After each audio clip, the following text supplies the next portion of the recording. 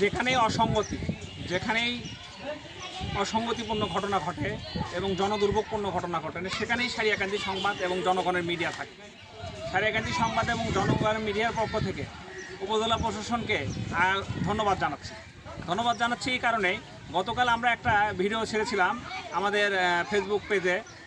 একটা হচ্ছে জনগণের মিডিয়া এবং সারিয়াকান্দি সংবাদ যে পেজটা আছে পেজে সারিয়াকান্দির লোকজন অনেকেই অনেক মন্তব্য করেছিল সেখানে, কিন্তু উপজেলা প্রশাসন অতি দ্রুত এটা দেখার পরে এবং অতি দ্রুত তারা এই যে মাঠটা দেখতেছে এই মাঠটা একদম পরিষ্কার করে ফেলাইছে আজকের মধ্যেই।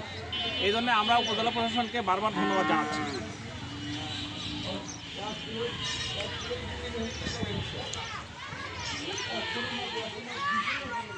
এখন শুরু করো।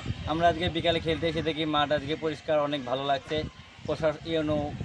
উপজেলা প্রশাসনকে অনেক ধন্যবাদ।